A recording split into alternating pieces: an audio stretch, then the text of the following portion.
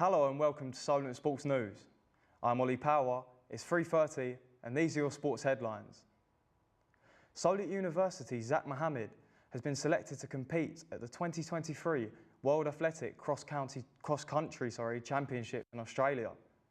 The Southampton-based star will be one of the 17 athletes representing Great Britain and Northern Ireland at the tournament later this month. This will be Mohammed's first senior squad call-up.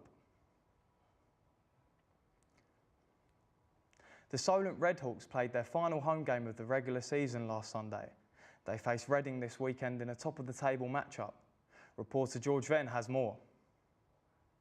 First game back in 1869, American football was taking our friends across the pond by storm. But here in Southampton at Solent University, things are no different. Solent Redhawks find themselves possibly just 2 games away from the playoffs ahead of their final home game of the season. We headed down to Test Park to find out more. Hi, my name is Samuel Cheshire. I'm the captain of the American football team, Solent Redhawks, and I'm wide receiver. It was a bit of a surreal feeling because I played for the team for 2 years, and this final home game was a decider to be a stepping stone to go to the playoffs. And as we won, it was just a bit of a, it was a good feeling. I think home support is like massive for us, especially because it's the American culture. It's like, we've got the cheerleaders, we've got all our home supporters. It just fires up the team and it just, shows like people have your back and stuff. I think it was tricky because last year we had a lot more experienced players. However, this year I feel like the team is more driven and motivated than ever than it was last year, even though we have less experienced players. Our last game is this Sunday against Reading. We need to win to make it to playoffs.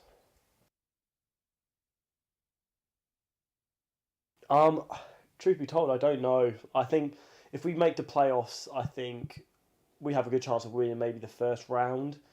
But as well, there are a lot of good teams in the South Division, so we'll just have to wait and see.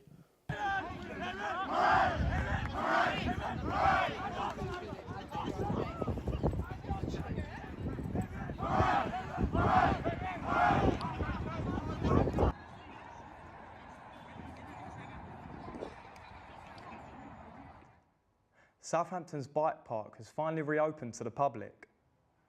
Project leader Lewis and his crew of riders have been building up the park since 2018. Here's Ollie Carroll to tell us a bit more about how the park's renovation came to fruition. On the 27th of January, Southampton's outdoor bike park reopened for good. This comes after a multi-million-pound project to revamp the sports centre. My name's Lewis Arnold and I'm the founder of Southampton Bike Park. So we started just over 10 years ago. It was a guy called Nick who initially had the idea to put it in this specific location. I approached him, we sat down, I sort of said my ideas and handed it over to me, and since then it's been myself, Jake and all the other volunteers coming up here, just working on it by hand. The funding came from British Cycling and the Places to Ride scheme, and that enabled us to get Forte trailscapes in, to carry out the redevelopment. It's since been handed back to us. So we were really lucky to get a good bit of money to sort of take the bike park to the next level. One fact that might come as a surprise is that the bike park is also entirely free to use, which is certainly a welcome addition in the current economic climate. There's many benefits to a facility like this, mainly the kind of the cost involved with the return of your investment is great. Adding a recreational space like this that's free to use for people to come and try out, whether you're a beginner or a well-seasoned mountain biker, everyone can come here and have a go, and it's just great for everyone. Although only having opened officially last week, the park's immediate popularity cannot be understated.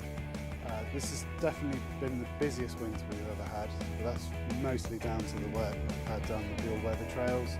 Usually the clay would be too horrible to ride and it would be closed all winter, so we've had kind of summer numbers of riders in the winter, which has been fantastic.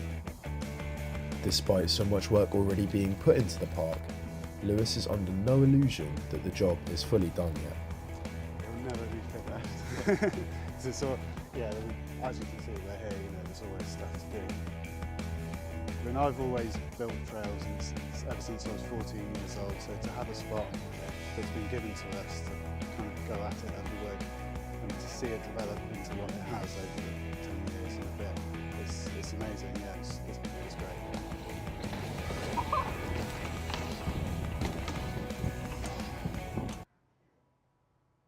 Young cricketer Joseph Eklund has been selected to play for England and Australia. Eklund plays club cricket for Dorset and the Hampshire second team, with England experience as well. This is his third tournament abroad this year, after playing in Pakistan and the UAE just a few months ago. Somerset's Tom Abel and Leicestershire's Rayhan Ahmed have been named in England's squad for our white ball tour of Bangladesh in March. 18-year-old Ahmed gets his first white ball call-up, having impressed on his Test debut in Pakistan in December, where he became England's youngest ever player to play Test cricket. Alex Howes will miss the tour to play in the Pakistan Super League. Rape and assault charges against Manchester United's Mason Greenwood have been dropped. The footballer was arrested just over a year ago in January 2022, amid allegations surrounding images and videos, some of which were leaked online. Charges were dropped after multiple key witnesses withdrew their involvement. Greenwood has since stated he feels relieved. Paris Saint-Germain superstar Kylian Mbappe will miss the first leg of the Champions League round of 16 tie against German champions Bayern Munich. He suffered a thigh injury in his team's 3-1 win against Montpellier on Wednesday night and has been ruled out for up to 3 weeks. It was a tough night for the France forward, who missed 2 penalties before going off just 21 minutes into the game. Chelsea Football Club have been surrounded by controversy this week regarding financial fair play, after new owner Todd Boehly bought 8 players in the January window for over $300 million. The Blues sit 10th in the Premier League table and host top-half rivals Fulham tonight in a West London derby at 8 o'clock under the lights at Stamford Bridge. Our correspondent Saj Rahman is live from outside the stadium hours ahead of kickoff. Hi Saj, how's it going over there? Does it feel like a derby, or is it too early to get excited for? So yes, we are here at Stamford Bridge on a fairly warm early evening at Stamford Bridge, considering it's only February, but it seems as though Chelsea's season could be hotting up like the weather will be soon, and one team that is certainly hot at the moment is Fulham, and we went over to Craven Cottage earlier on today to see what the mood like is there for the Fulham fans. Premier League action returns tonight with a London derby. It is Chelsea versus Fulham, but things aren't going quite as they usually do here in West London. Only 1.5 miles separate the two sides on the map, but historically there's been a far larger gap between the two sides in the table. However, this season Fulham have proven to be far more than just noisy neighbours, and it's all been largely down to one man.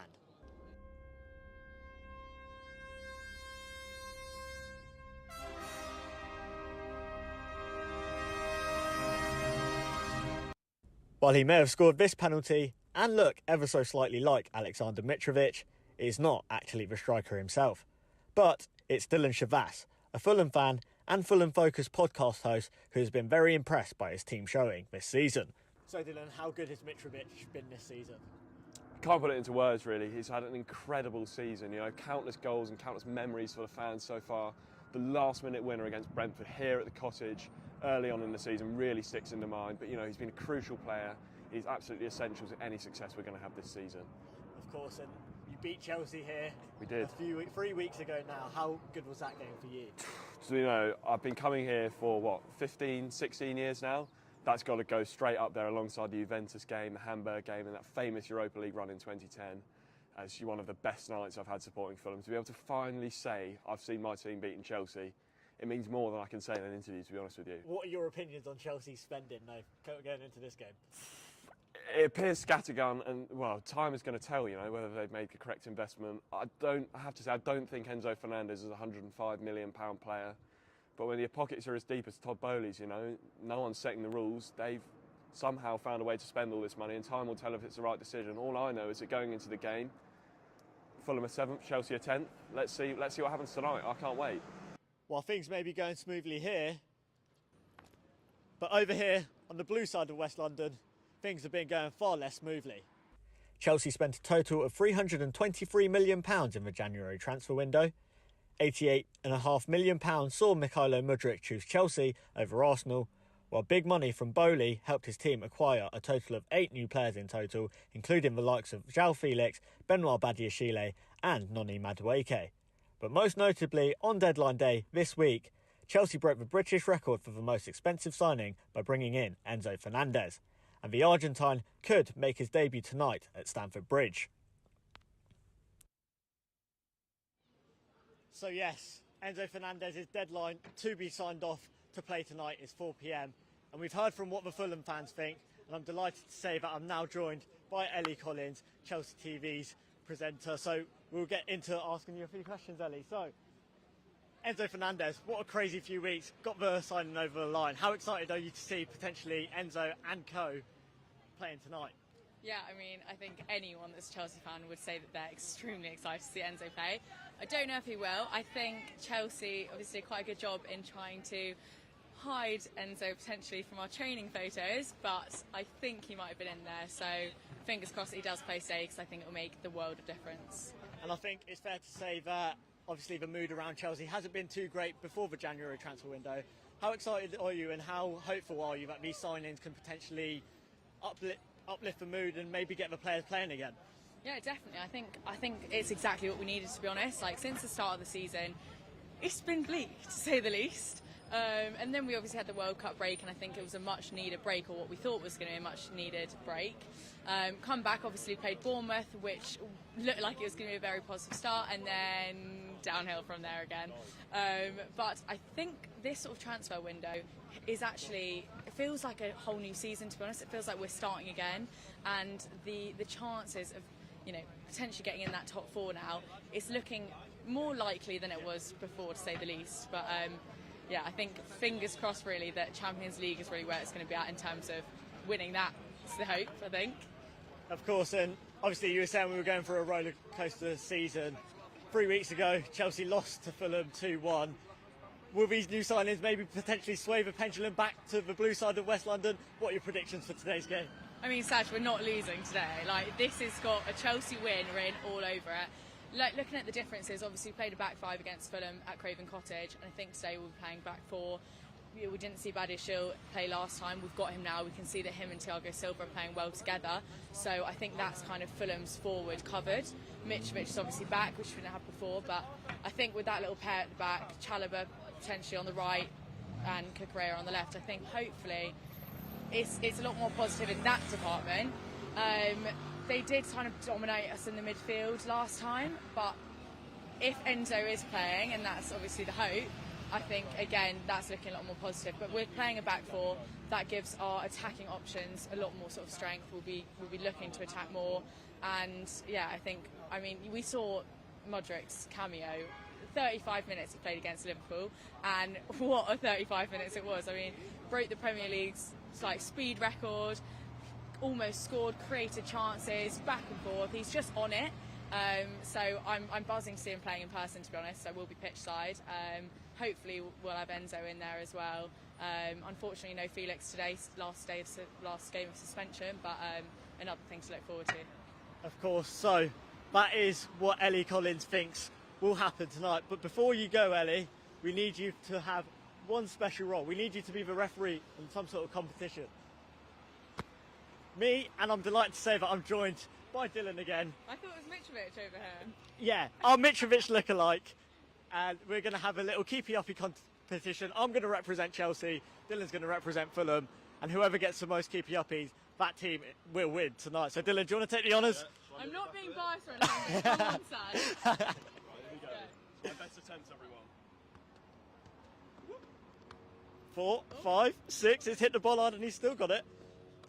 10, 11, 12. And we may be stopped by the steward soon, but yeah, 20... Right there, right here. Do you want to take the mic? Yeah, I'll take the mic. I'll move over here. Is he alright there? Yeah. I feel like there was Second, yeah. This is quite biased actually, but Saj just getting a second go. 3, 4, 5, 6, 7, 8, 9, 10, 11, 12, 13, 14. Yes! I think I've won. Have I won? Wow. Have I won? If I take that back, it's clearly game on tonight. So, you know what? I'm meant to be professional, but that wasn't professional at all from Dylan Shavas. So I will be putting on my Chelsea kit. I will get it up here for you to see. I'm meant to be professional, but not anymore. 4 more hours to go till kick-off. Come on, you Blues. Come on, you Whites. Back to you, Ollie, in the studio. So there you have it. Fulham will win tonight. And if they think Dylan Shavas looks anything like Mitrovic, they're having a laugh, in my opinion. But anyways, in other news, tennis player Dan Evans has been selected to play doubles for Great Britain at the Davis Cup for the first time. The qualifiers for the competition take place this weekend from Friday the 3rd to Sunday the 5th of February.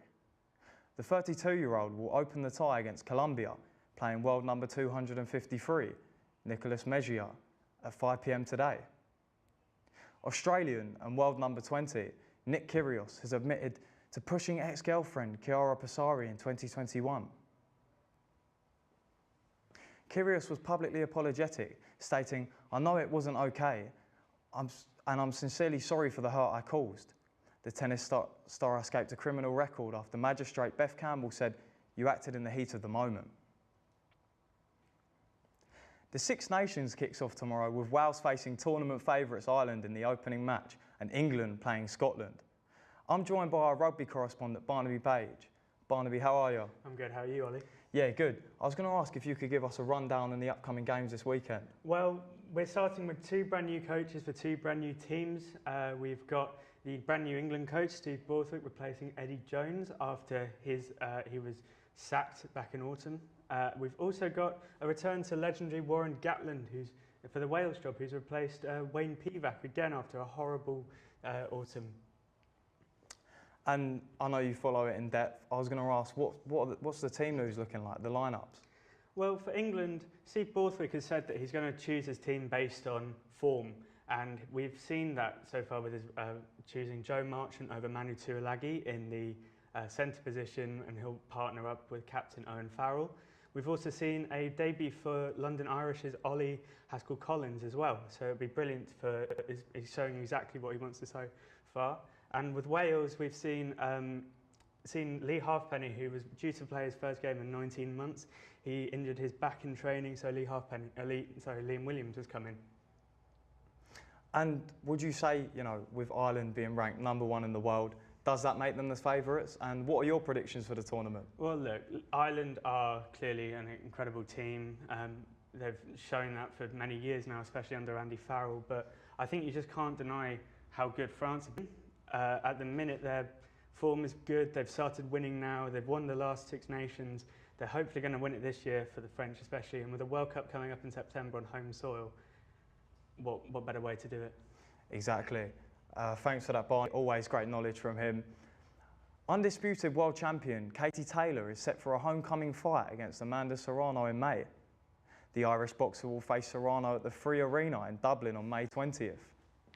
This is the rematch of a fight that made history as the first female contest to top the card at Madison Square Garden last May. The popularity of martial art Brazilian Jiu-Jitsu is on the rise in the UK. Britain got its first world champion in the sport last year, Fionn Davies. We sent our reporter Dan George down to New Generation Martial Arts in Southampton City Centre to find out more.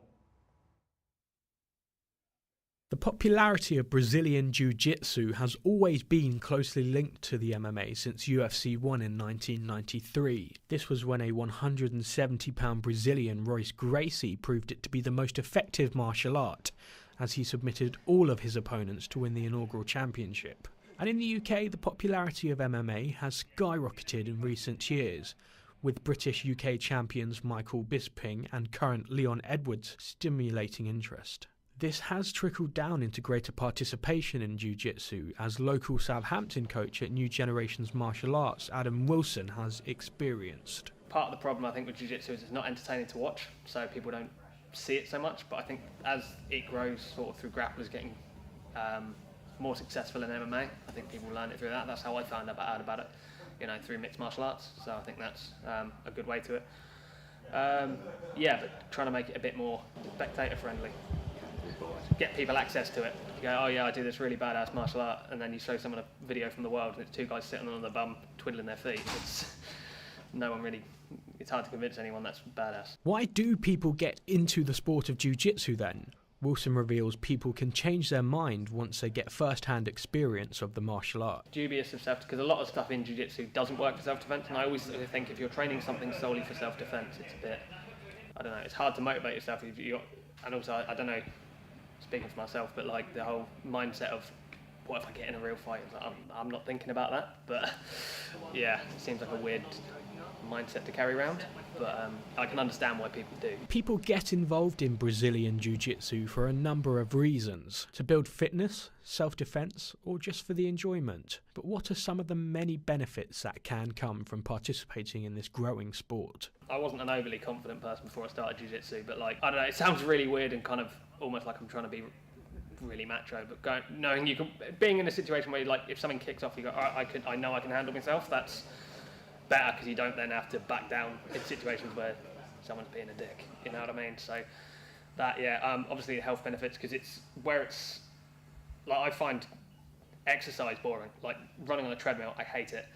So like exercising for the sake of it is difficult. It's a struggle for me. But when you do it as a sport like jiu-jitsu, it doesn't even feel it, and then you realise suddenly you're so much fitter than you used to be, and you've just been doing something you enjoy. So I think that's the main thing. You kind of trick yourself into getting fit. The 18th running of the Bathurst 12-hour race starts on Sunday at 5:45 local time. The weekend's action kicked off on Thursday with an almighty accident for Papua New Guinea's Keith Kasukal. Thankfully, Kasukal walked away with no injuries, and his team are working day and night to have the car repaired for Sunday's race. FIA Chairman Ben Mohammed Sulaim is in the midst of controversy after two separate comments. He spoke poorly on the value of F1, and further misogynistic comments have arisen from 20 years ago, with him saying he does not like women who think they're more intelligent than men. Red Bull are poised to announce an engine deal with US car giant Ford. It will be Ford's first factory involvement in F1 since 2004, after which they pulled out following the sale of their Jaguar team to Red Bull. Red Bull will continue to use their engine package with Honda until the end of the 2025 season. Rule changes surrounding the whip in horse racing have been put in place by the British Horse Racing Authority. The amount of uses of it have been reduced, and penalties have been introduced for excessive use of the whip. In several cases, racers can even be disqualified. Also in horse racing, formal dress codes are being dropped at jockey club racecourses, including Aintree and Cheltenham. The decision is part of a drive to make the sport more accessible and inclusive. Spectators will be encouraged to dress as they feel most comfortable and confident. Up to 40 countries could boycott the next Olympic Games, according to the Poland sports minister. His comments came after Poland, Latvia, Lithuania and Estonia rejected an International Olympic Committee plan to allow Russian and Belarusian athletes to compete in 2024. Ukraine has threatened to boycott the Paris Games if this occurs. That's all from us at Solent Sports News. Join us again next week when we'll be bringing you all the sports headlines. Thank you for watching.